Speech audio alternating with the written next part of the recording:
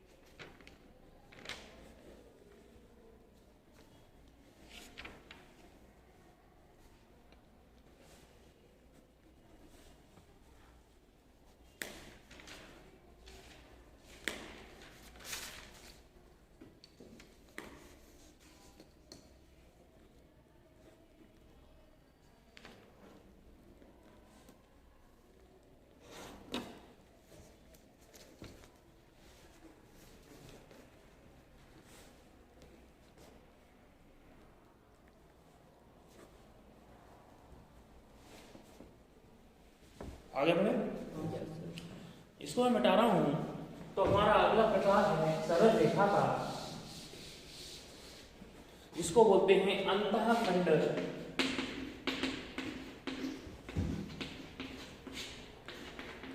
रूपी सरल रेखा की समीकरण कैसे बनती है ये हम देख रहे हैं। हमारे पास एक सरल रेखा है, मान लीजिए इस रूप की है dx प्लस ay बराबर ab। एक सरल रेखा इस रूप में होती है। यदि हम इस ab से दोनों तरफ भाग कर दें, LHS ये LHS हिस्सा ये RHS हिस्सा, तो हम यदि इस AB से दोनों तरफ यदि हम AB का भाग कर देते हैं तो क्या बन जाएगा, जरा देखो। यहाँ पे हमने AB से भाग करा और इसने भी कैसे भाग कर दिया AB से। अब इसको हम अलग अलग कर दें तो ये क्या हो गया bx बटे AB ay बटे AB और ए बी बटे ए बी हमारे पास है, ए बी एकम एक, ए बी एकम एक, कट गया ए बी से ए बी, 1 बचा, बी से बी कैंसिल हो गया, ए से ए कैंसिल, क्या बचा x upon A by upon B बराबर 1। यह कहलाती है अंतःखंड रूपी सरल रेखा की समीकरण। तो इसमें क्या शर्त है, कोई भी समीकरण को अंतःखंड रूपी बनाने के लिए पहली शर्त यह है कि बराबर के इस तरफ क्या होना चाहिए, बनाना चाहिए। यदि कोई अचर होगा तो हम क्या करेंगे, उस अचर से पूरे में भाग कर देंगे, क्योंकि हमको यहाँ क्या लेके आना है, 1 लेकर आना है। तो ये हमको ध्यान रखना है। तो ये कहलाती है अंतःखंड रूपी सरल रेखा की समीकरण। अब यहाँ पर ए क्या है, x की जो नीचे है वो ए है। ए क्या कहलाता है, ए कहलाता है x अक्ष पर काटा गया अंतःखंड, बी क्या है, y अक्ष पर काटा गया अंतःखंड। तो यहाँ ए है x अक्ष पर काटा गया अंतःखंड और बी है y अक्ष पर काटा गया अंतःखंड।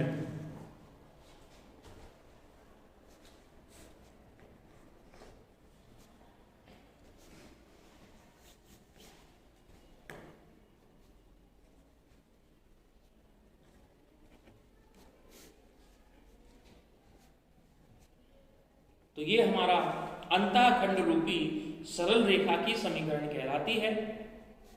वस्तुनिष्ठ में भी आता है, यदि ऑब्जेक्टिव में या निम्न में समीकरण दी जाएं तो अंतःखंड रूपी सरल रेखा का समीकरण बताओ, तो आप ध्यान रखो बराबर में क्या होगा, 1 होगा, x के बटे में कुछ आएगा, माने x के बगल में कुछ नहीं होगा, गुणा में x के गुणा में कुछ नहीं होना चाहिए, कहां होना चाहिए, बटे में। y के गुणांक में कुछ नहीं होना चाहिए, क्या होना चाहिए, बटे में। तो वही हमारी अंतःखंड रूपी सरल रेखा समीकरण मत होती है।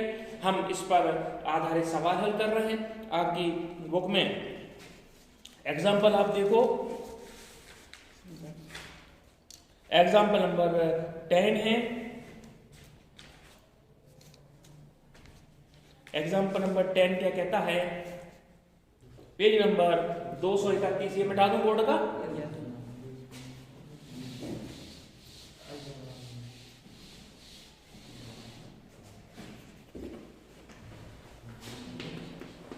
Example number 10 page number 231।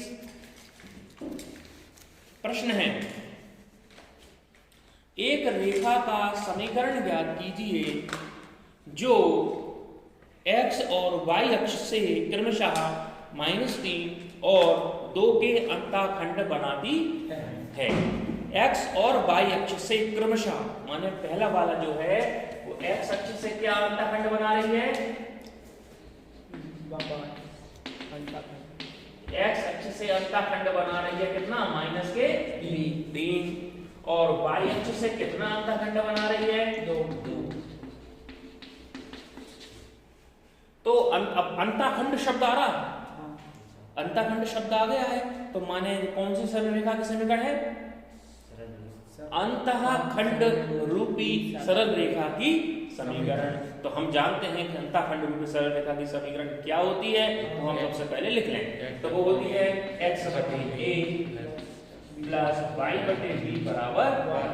अब a का मान हमारे पास कितना दिया है, -3, b का मान कितना दिया है, यहाँ ले जाके रख दें, हमने रखा x बटे -3 y बटे 2 बराबर 1। तो ये आंसर है। इसको और शुद्धतात्मक रूप में यदि हम चाहें तो इसको और हल कर सकते हैं। तो हम क्या करें, इसका एलसीएम ले लें। हमने एलसीएम लिया तो क्या हो गया, -6, ठीक है। इसका गुणा हमने यहाँ करा तो गया 2x, -3 का गुणा y में करा तो -3y बराबर में क्या चल रहा है, 1। हमने फिर 3 गुणा करा -6 का 1 में, तो क्या हो गया 2x -3y बराबर -6। -6 को उठा के हम किस तरफ ले आए, बराबर किस तरफ ले आए, तो ये हो गया 2x -3y + 6 बराबर 0। ये हमारे पास आ गई सरल रेखा की समीकरण।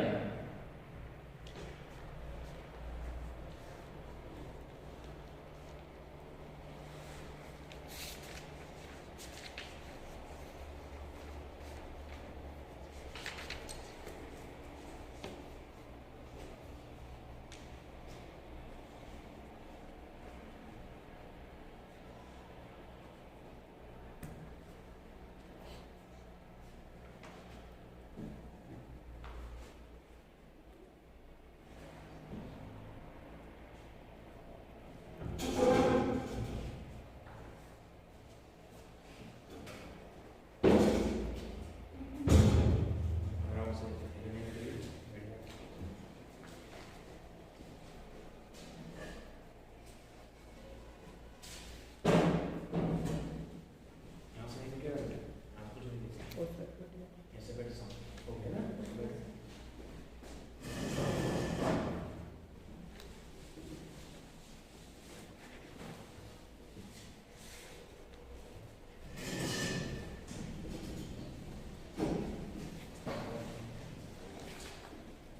है ना, इसको मिटा दूं।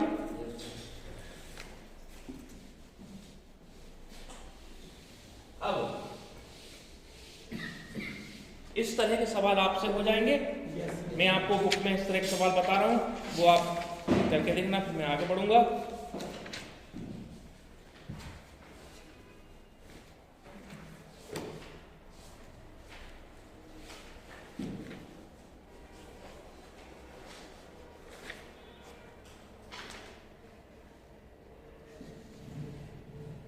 क्या बात है, आपको बुक में नहीं दिए क्या? यस सर, देखिए।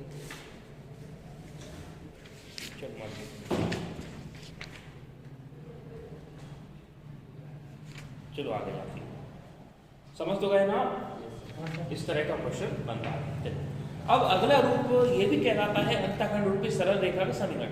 अभी क्या था, हमको सरल रेखा के समीकरण में एक्स अक्ष का अंतःखंड दे रहा था और वाई अक्ष का अंतःखंड दे रहा था, लेकिन प्रवणता नहीं दे रहा था। लेकिन मान लीजिए हमको अब प्रवणता दे, प्रवणता मतलब ढाल दे अथवा कोण का मान दे दे और किसी भी एक अक्ष का अंतःखंड दे दे, किसी भी एक अक्ष का, चाहे वो एक्स अक्ष का अंतःखंड दे दे चाहे वो वाई अक्ष का। तो इस प्रकार की सरल रेखा बनाने की समीकरण क्या होती है? वो समीकरण होती है y बराबर mx प्लस c। m क्या है? प्रवणता, और m का मान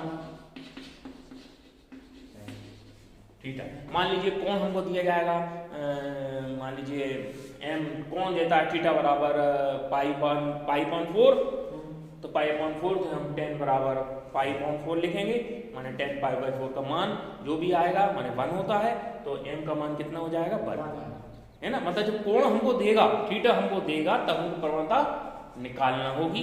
ये हमको इसी नाम से दे देगा कि साहब इसकी प्रवणता इतनी है। और c क्या है? c है किसी भी अक्ष पर काटा गया अंतःखंड, चाहे वो x अक्ष पर अंतःखंड काटे अथवा y अक्ष पर अंतःखंड काटे। समझ गए? तो c को मैं क्या बोलूं? किसी भी अक्ष पर काटा गया अंतःखंड। तो ये तो हो गई हमारी प्रवणता, और c हो गया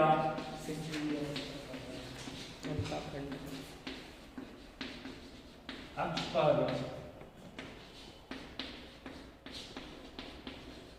काटा गया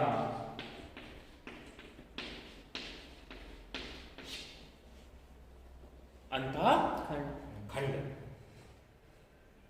तो ये कहलाती है हमारी वो कब था? जब हम प्रवणता ना दी जाए और x अक्ष और y अक्ष पर दोनों के अंतःखंड दे, तब वो है। और जब प्रवणता दे दे और किसी भी एक अक्ष की दे दे हमको अंतःखंड, तो हम इस रूप से सरल रेखा का समीकरण निकाल सकते हैं। जैसे एग्जाम्पल नंबर 9 देखो।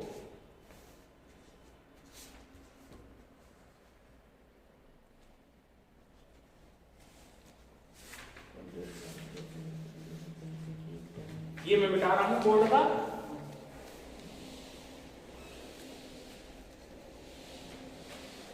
एग्जाम्पल नंबर 9 क्या कहता है? Page number 230।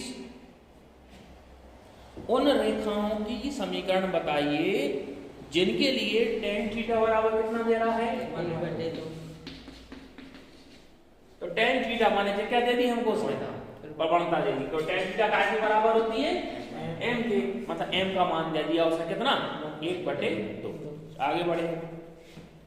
जहां थीटा क्या है? रेखा का झुकाव है। और पहला सवाल y अक्ष का अंतःखंड। पहला सवाल क्या है? y अक्ष का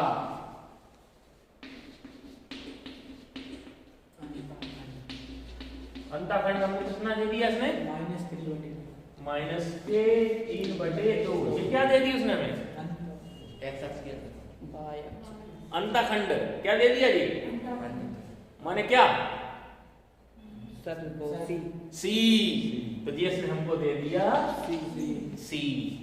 हम क्या कहते हैं किसी भी अक्ष का एक अर्थखंड दे दे और प्रवणता दे दे, हम निकाल लें। तो हम सबसे पहले समीकरण निकाल लें। तो समीकरण का सूत्र क्या होता है, हम पहले सूत्र लिख दिया, y बराबर mx प्लस c, ये सूत्र है, इसलिए इसको समीकरण नंबर 1 दे दिया।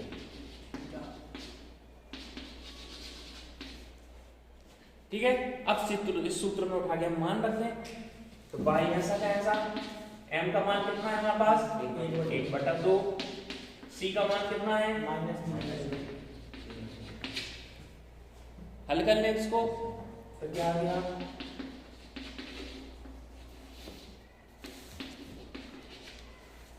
एलसीएम ले लें, एलसीएम आ जाएगा 2,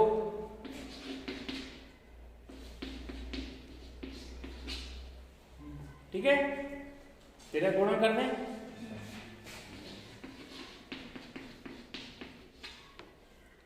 इसको पक्षांतर करके उस तरफ ले जाएं, तो ये 2y वहां जाके काय हो जाएंगे माइनस के, तो x माइनस का 2y माइनस का 3 बराबर 0। ये समीकरण आ गई।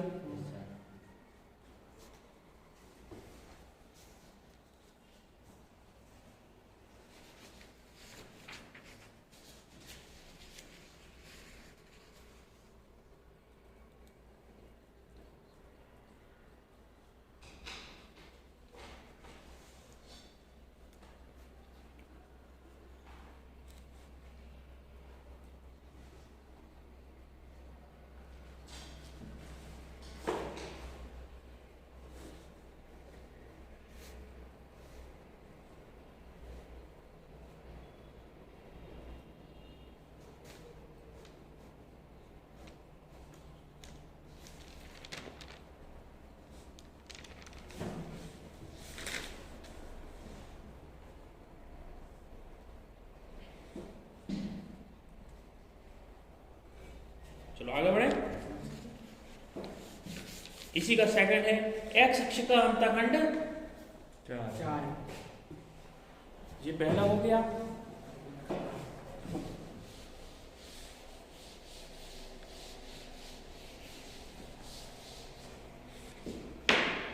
इसी का सेकंड है कि एक्स अक्ष का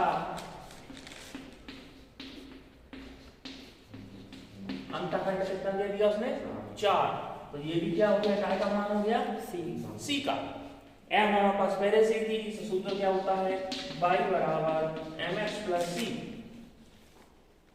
इस सूत्र में उठा के हमने मान रख दिया और y कैसा कैसा, m का मान 1/2, x c का मान 4। एलसीएम ले लें अपन, नीचे कुछ नहीं है, देख बोल दिया y बराबर एलसीएम आ गया 2, 1 का गुणा करा x में तो x, 2 का गुणा करा 4 में तो हो गया 8, है ना। 2 का 3 गुणा करो, 2y बराबर x प्लस 8, 2y को वही हम पक्षांतर कर दें, x minus 2y plus 8 equal to 0।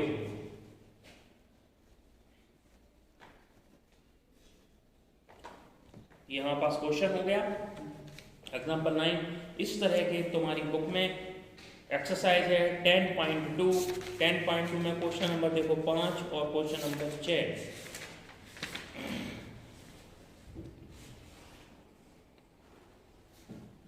Board का मिटा दूं,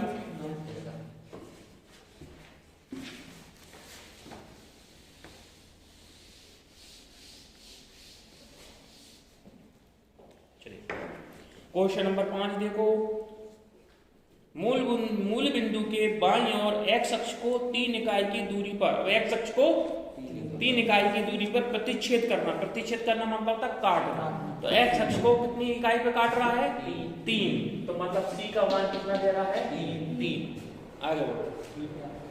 तथा ढाल -2, ढाल माने क्या m, प्रवणता m है ना, m बराबर उसने कितना दे दिया, ठीक है। तो हम उठा के सूत्र में मान रखते हैं mx प्लस सी, ये हमारे पास फार्मूला है। इस फार्मूले में m और c का मान रख दो। m का मान माइनस का 2x, c का मान 3, ये आ गया हमारे पास क्या उत्तर। और जमाना हो तो 2x उठा के कहाँ ले आओ इस तरफ, तो y 2x + y बराबर 3, ये भी उत्तर है। चाहो तो 3 को भी इधर ले आओ, ये भी उत्तर है, इसलिए कंफ्यूजन नहीं होना है। यदि कहीं मान लीजिए उत्तर ये दिया है तो भी वही है, ये दिया है तो भी वही है, और ये दिया है तो भी वही है।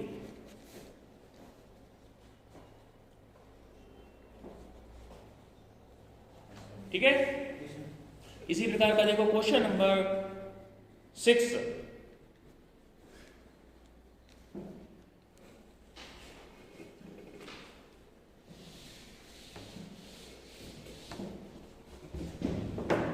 क्वेश्चन नंबर 6 है पेज नंबर 234 पर।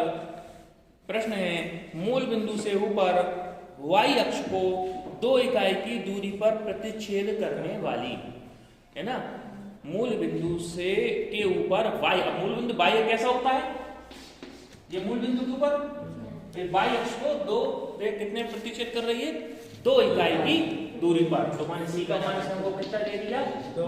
अब हमको इससे मतलब ये नहीं है कि x y पे हमें ध्यान नहीं देना, हमें ये देना है कि प्रतिच्छेद करना, काटना, अंतःखंड एक ही पर्यायवाची शब्द है। हमें तो ये पकड़ना है कि c कितनी है। क्लियर, तो हमने c पकड़ लिया है कि y अक्ष को 2 इकाई पर काट रही है, माने यही हमारा y अक्ष को कट रहा है, ये हमारा अंतःखंड है। तो c का मान आ गया 2, और x अक्ष की धन दिशा में कितने डिग्री का कोण बना रही है 30 डिग्री का। हमको यहाँ से का मान दे दिया थीटा बराबर कितना 30 डिग्री, माने हमको अब क्या ज्ञात करना है पहले m, तो हम क्या जानते हैं m बराबर क्या होता है tan थीटा, थीटा की जगह हमको मान दे रहा है तो रख दिया 30। अब tan 30 का मान कितना होता है 1, tan 30 डिग्री का मान 1/tan 30 का मान 1/√3। ये मान याद रखो भाई, 1/2 होता है sin 30 का मान, ठीक है। एक होता है tan 45 का मान, tan 30 का मान होता है 1/√3। हमें tan 30 का मान माने m का मान हमको मिल गया। अब c हमको हमारे पास है ही, उठा के क्या करना है बस सूत्र मान रखना है, y बराबर m + c। y m की जगह रख दिया हमने 1/√3 और c का मान हमारे पास 2। एलसीएम ले लें, √3 एलसीएम आ गया, x + 2√3, ठीक है, तेरा गुणा कर दिया। इसका गुणा हम y में करें √3 का, तो √3y बराबर x + 2√3, y वाले को पक्षांतर करके हम राइट हैंड साइड ले जाते हैं, तो x - √3y + 2√3 बराबर 0। चलिए रूट से रूट कैंसिल नहीं, कहाँ है रूट से रूट, नहीं, ये तो पूरा प्लस से जुड़ा है ना, एक शब्द है ये, पूरी एक अंक है ये। जब भी धन और ऋण से कोई संख्या आपस में जुड़ जाती हैं तो फिर वो नहीं कट पाती।